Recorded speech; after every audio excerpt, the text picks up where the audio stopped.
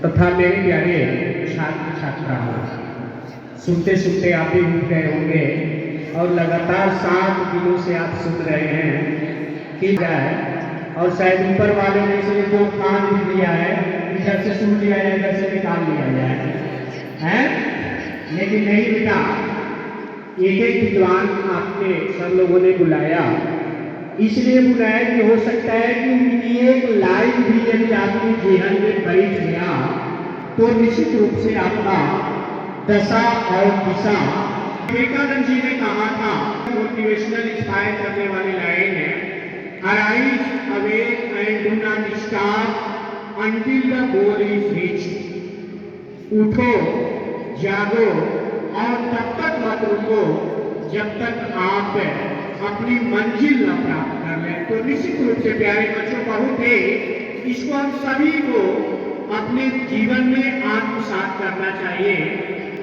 और सभी का मूल जो है बेटा हुआ है कर्म, क्योंकि कर्म के बिना कुछ भी संभव नहीं है। और यहाँ तक भी बताया गया कि कर्म से ही भाग्य भी बनते हैं। एक छोटी सी गीता का श्लोक है जिसमें भगवान श्री कृष्ण जी कुरुक्षेत्र के मैदान में अर्जुन को उपदेश देते हैं। गीता का दूसरे अध्याय का 47वां श्लोक है। मैं तिवारी सर आपका साथ ले लीजिएगा, ध्यान से आप लोग सुनिएगा। कर्मण्येवाधिकारस्तु मा फलेषु कदाचन मा कर्मफल हेतुर्भूः मा ते संगोः सर्वकर्मणे। क्या उपदेश दे रहे हैं? कर्म तेरे अधिकार है, केवल कर्म किए जा तो कर्म किए जा। कर्म तेरे अधिकार है, केवल कर्म किए जा तो कर्म किए जा।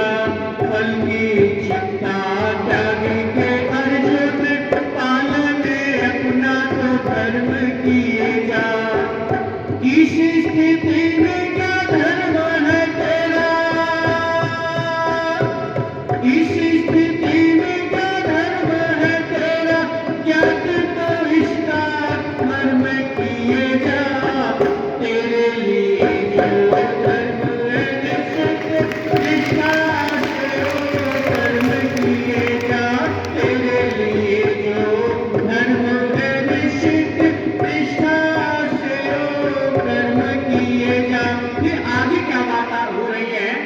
अकर्मण्यता श्राप है, कर्म योग वरदान।